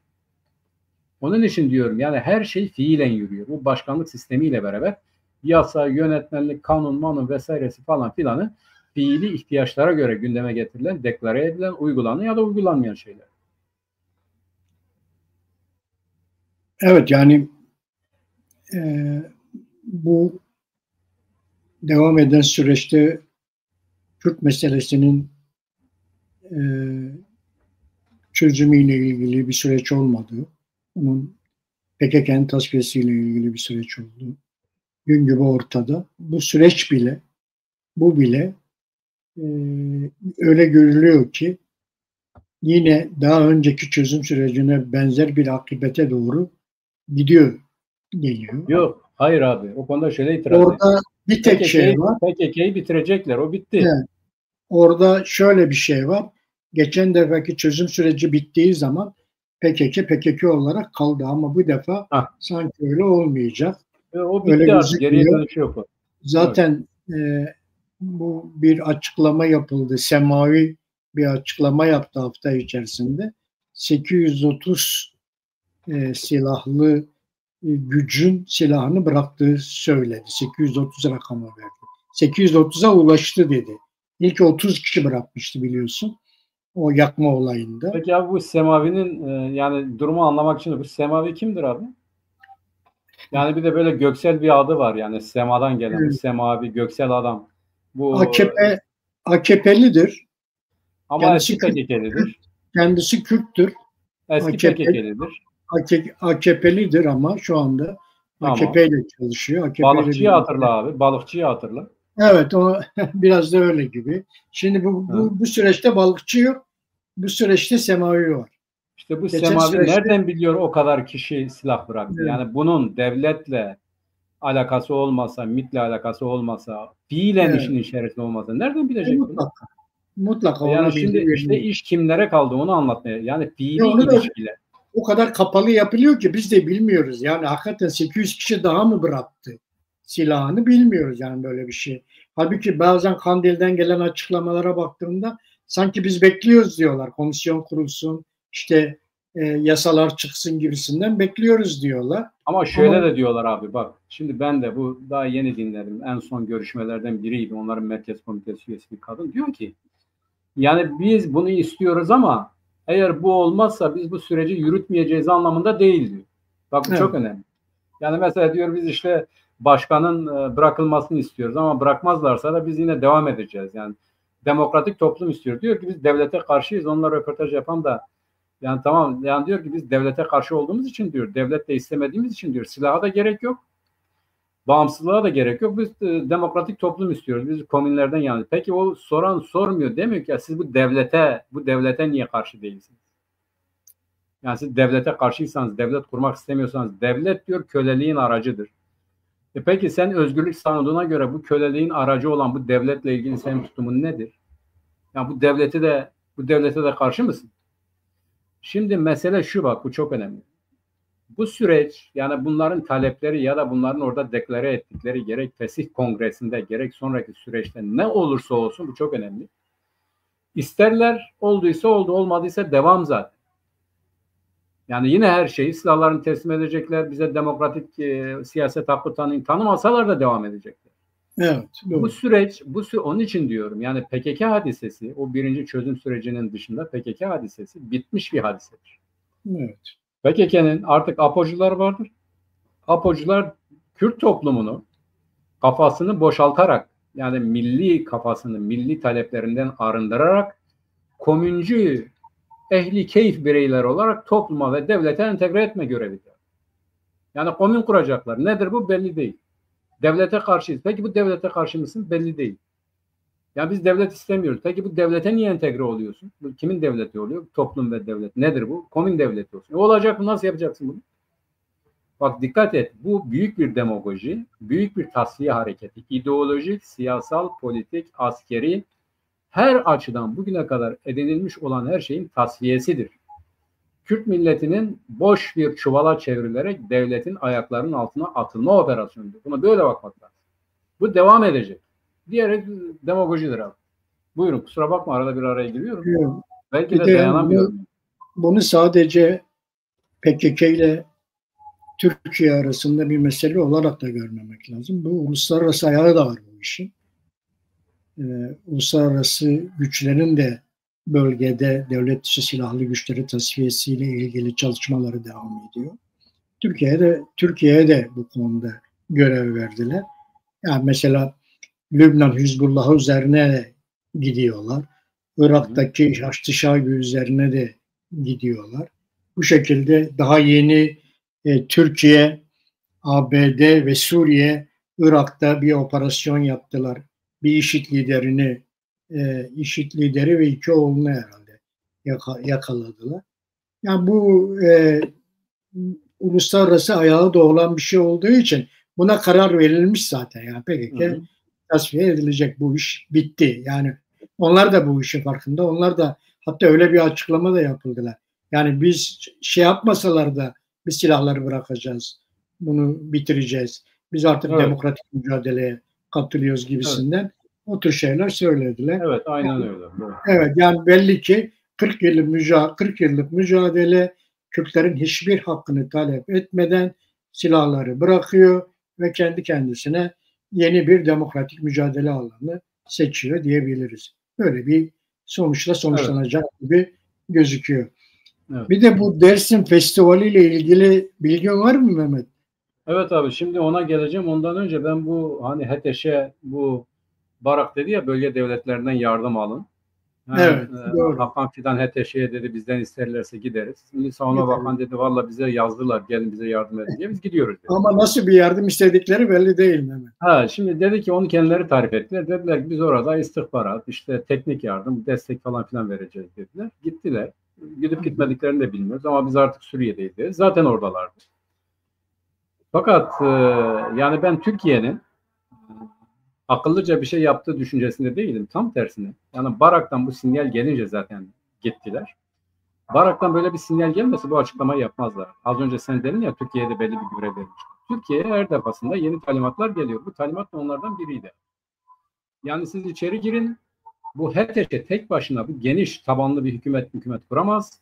Bu İdlib'i tasfiye edemez. Onun için o İdlib'deki patlamayı, o cephanenin patlatılmasını muhtemelen Türkiye ve HETEŞ'e İsrail'den istemiştir. Yani ya da Amerika'ya bunları yapamaz, bu işi sen yap demiştir. Yani çetelerin temizlenmesi, o IŞİD'çi çetelerin temizlenmesi konusunda da sanırım, yani büyük bir ihtimalle öyledir, İsrail'e görev verdiler. İsrail İdlib'deki ve muhtemelen önümüzdeki günlerde tespit ettiği yerlerden havaya uçurmaya devam edecektir. Şimdi Türkiye ile İsrail arasında korkarım, bak bu çok önemli abi, Rusya ile Türkiye arasındaki Libya ve Azerbaycan'daki meselelerin çözümü gibi bir ilişki olabilir. Yani mesela zımni bir anlaşma olabilir. Derler ki siz kendi bölgenize hakim olun, biz kendi bölgemizde işleri kendi lehimize çözelim. Yani İsrail buna yok demeyebilir ama bunun pratikte uygulanması açığa çıktığında büyük bir soruna dönüşür. Mesela İdlib'de İsrail'in saldırıları devam ederse HETEŞ'e de oradaki o paramiliter kuvvetler de Türkiye'ye diyecek ki bizi koruyun. Oradadır ya Türkiye. Mesela Himeymi ve Tartus üslerinde Aleviler oraya sığındılar. Rusya onlara sığınak oldu. Yani HETEŞ'e kuvvetleri de oraya saldırmadılar. Aleviler oraya sığındı. Şimdi Türkiye'nin bulunduğu bölgelerde böyle şeyler olursa bu fiili bir durum yaratır ve İsrail ile Türkiye karşı karşıya gelebilir. Böyle bir sıkıntı var. Dikkat edersen önceden bu DAEŞ, MAEŞ vesaire meselesinde Kürtler öne çıkıyordu. Kürtler bu işi yapıyordu. Şimdi Kürtlere o görev verilmiyor. Ve Kürtler de bu konuda oldukça dikkatli davranıyor. Diyorlar ki mesela biz bu konuda taraf değiliz. Yani biz barışçıl çözümden yanayız, bu işiz vesaire. Şimdi Türkiye'nin bana göre bundan sonra Suriye'de meydana gelecek her türlü işten irtibatlı hale getirilecektir. Daha çok da kötü işlerde. Yani yarın öbür gün HETEŞ'e ya da paramiliter kuvvetleri bir şey yaptığı zaman Türkiye'ye, biz oradayız diyen Türkiye birileri soracaktır. Yani kim yaptı bunu? Ben bilmiyorum, haberim yoktur da diyemeyecektir. Çünkü oradadır. Onun için Türkiye kendi başına aldığı belanın ya da kendi başına sardığı çorabın biraz daha büyütülmesi konusunda bir hamle daha yapmıştır. Nasıl sonuçlanacağını hep beraber görüyoruz. Şimdi Desim Festivali'ne gelince abi. Ya öyle bir iki arkadaşla konuştuk. Öyle bir haberim oldu. Sosyal medyaya yansıdı. Şimdi Desim Festivali bu 2000'lerden itibaren Tunceli derneklerinin, hatırlıyorsun abi, o zaman bu Tansu Çiller köyleri boşalttı. Evet. İşte o köylerin yakılıp yıkılmasına rol alan helikopterleri dedi ki bunlar Afganistan'dan geldi dedi bu helikopterler. Ben onunla ilgili o zaman Serket'inde yazı da yazmıştım. Millet de bunu yuttu yani. Yani Çiller, Afganistan'dan gelen helikopterler Tunceli'de köyleri bombaladı dedi. Köyleri yaktı yıktı dedi. Hiç kimse buna ya bu ne biçim laftır demedi. Afganistan'dan niye geldi bu helikopterler? Kimindir? Niye Tunceli'de bunu yapmışsın? Doğan Güreş'te o Kürdistan'ı yeniden fethetti ya. Olmadık cinayetler işlediler. İşte o köy boşaltmalarının, insanların göçertilmesinin, yani İstanbul, Ankara, İzmir gibi yerde bu Desim'den göçertilen insanların böyle perperişan olmasının nedeniyle Tunceli dernekleri, o zaman adı Tunceli Dernekleri Federasyonu, şimdi Desim Dernekleri Federasyonu. Tunceli dernekleri dediler ki ne yapabiliriz? Hatırlıyorsan o zaman gidip Cumhurbaşkanı Demirel'le bile görüştüler. Yani köyler yakılıyor, insanlar öldürülüyor, ambargo uygulanıyor. O zaman bir de çok ciddi bir ambargo vardı. Yani köylere ambargo uygulanıyordu. Un kontrolde veriliyordu. Şeker, çay, bütün gıda maddeleri işte siz şeye veriyorsunuz diye, PKK'ye veriyorsunuz diye kayıtlı veriliyordu. Mesela 1 kilo un veriliyordu. Kaç nüfusun? 4 nüfus. İşte diyelim ki yarın gel 1 kilo daha al. Ya da bunların karakollarda bekletiliyordu aldıkları şeyler. Böyle denetimli bir şekilde bunlara veriliyordu.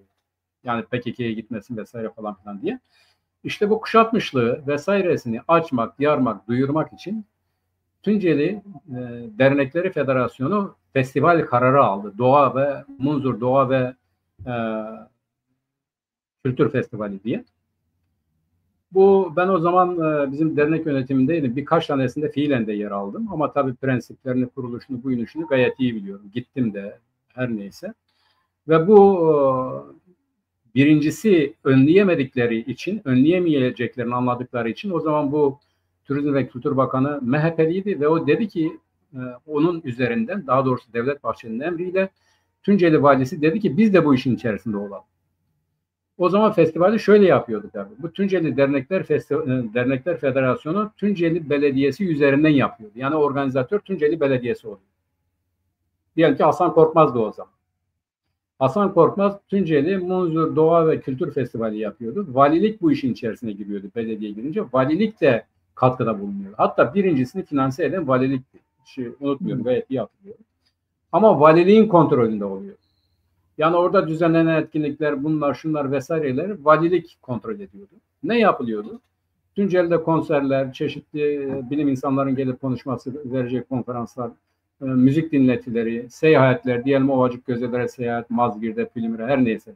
Tunceli'nin diğer ilçelerine seyahat vesaire falan filan yaparak o ambargoyu, o kuşatılmışlığı gelen insanlarla beraber biraz zayıflatma amacı var.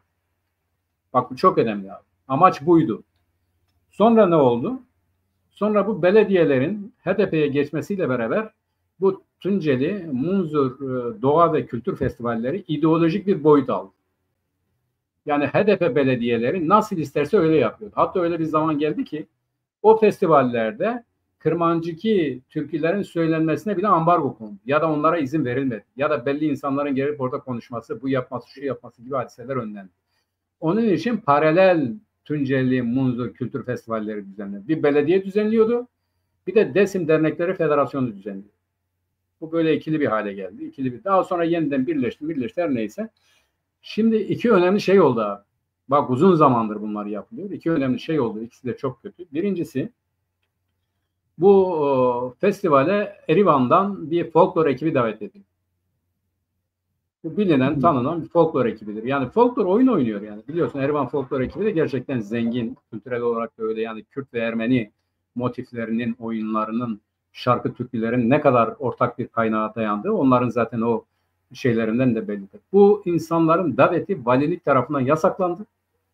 Bu insanlar Van'dan geri döndüler. Gelemediler. Yasaklandı bak. Kaç seneden beri ilk defa yapılıyor. Ne zaman yapılıyor bu abi? Türkiye'de işte barış süreci, demokratik toplum süreci, terörsüz Türkiye süreci falan filan. Bak Söyleme bak, eyleme bak. Burada Ermeniler yeniden ya folklor ekibi. Yani bu kültür festivali bunları davet etmiş, önceden bildirmiş, ilan etmiş. Bunlar gelecek. Sen hangi hakla bunu yasaklıyorsun? Ya da senin amacın nedir yani? Bu Türkiye'nin demokratikleşiyoruz diğer tarafa yaydığın artık terörle biz anlaştık. Bugün PKK, MKK yok, APO'cular var. APO'cular devletin dostudur. Bunların davet ettiği bir şeyi sen nasıl yasaklıyorsun? Ve bunu yasakladı. Bu insanlar girmedi. Bunu duyurmak lazım. Bunu söylemek lazım. Bu bir. İkincisi, şimdi bu festival komitesi, o festivalde yani bugün tabii ki kapsam daha geniş, daha çok insan katılıyor, ediyor. Gerçekten de bir şeye dönüyor. Çok ciddi bir katılım oluyor. İşte bugünlerde yine Dersim'de bizim o Umut Camkıran da bir boks maçı yaptı. Yeniden dünya şampiyonu oldu biliyorsun. Onun da maçı Dersim'de yapıldı. Bu festivale denk getirilerek. Şimdi bir de adında Zaza olan bir işte bu Maviş neydi bir müzisyen var, bir kadın müzisyen. Onunla beraber 2-3 kişinin bulunduğu adında Zaza müzik topluluğu, Zaza olan bir grubu yasakladılar. Bak kötü olan bu. Valilik Ermeni Erivan'dan geleni yasakladı. Oradaki bu festivalde adında Zaza olan, Zaza müzik topluluğu neyse her neyse onun şeyi yasakladı. Bu konferans o şey vermesini dinletti yani müzik şeyi vermesini yasakladı. Şimdi bu çok kötü bir şeydir. Bugün nerede olursa olsun adında, sanında, buyunda, şundan ne olursa olsun o ülkede, yerde, bölgede, toprakta yaşayan herkesin kendi diliyle, kültürüyle, inancıyla, fikriyle var olma hakkı var. Bu şöyle bir şeye dayanıyor abi. İşte kimileri var işte zazacıdır. İşte zazalar ayrı bir millettir falan filan ve benzeri. Böyle diyenler var tabii ki ona bir itirazımız yok ama bugün Dersim'de bu zaza kelimesi yeni kullanılan bir kelimedir. Yani ben hayatımda ne kendime zaza dedim, ne annem zaza dedi, ne babam zaza dedi, ne Tunceli kültüründe zaza var. Tunceli kültüründe kırmanç vardır. Kırmançlıkta inancıyla beraber anılan bir etnisite tanımıdır. Ma kırmancı mı deriz? Zonuma kırmancı diyor vesaire. Yani böyle kendimizi tanımlarız. Büyüklere git zaza dediğin zaman ya derler ki ma zaza ne mi? Yani ma kırmancı mı? Zonuma iki jema zonuma kaseken ama kuriyi marani yani. Onlarla kendilerini aynı görmezler inanç nedeniyle. Fakat ya böyle düşünen insanların gelip şarkı türkü söylemesini nasıl sen yasaklayabilirsin? Yani bugün Palu'da da herkes diyor ki mazazay mı diyor. Onlar da kendilerine kırmancı değil zaza diyor. Yani sen kendine zaza diyen, türkü söyleyen, bugüne kadar birçok yerde şey vermiş, sen söyle konser vermiş, orada burada parçaları vesaire yayınlanan, bilinen, tanınan bir müzik grubuna adında zaza var diye sen hangi hakla, hangi zihniyetle, hangi anlayışla yasaklayabilirsin? Bu Dersim'de ciddi sorunlara yol açabilecek bir zihniyettir. Bunun bir an önce terk edilmesi gerekir. Kürdistan'da her dilden, dinden, inançtan ve düşünceden herkesin ama ben Kürt değilim diyen de olabilir. Ama bunların da hakları vardır. Kendilerini ifade etme hakları, kendilerini savunma hakları, kendilerini dile getirme hakları vardır. Eğer Kürdistan böyle kurulmayacaksa yeni bir Türkiye Cumhuriyeti'ni işte Kürdistan'a taşıyorsun demek. İşte devlet ve toplumla yani bu Zaza meselesi ne zaman çıkarıldı biliyorsun abi 12 Eylül'den sonra bu Azmi Sevgen vesaireleri tarafından üç şeyi de yokken tabii ki bir realitesi var ama yani hiçbir politik yönü yokken politikleştirildi. Ne yazık ki bu gibi tutumlarda onların daha da çok politikleştirilmesi için çok ciddi ve tehlikeli bir zemin hazırlıyor ve bu siyasetten, bu anlayıştan, bu zihniyetten vazgeçmek lazım.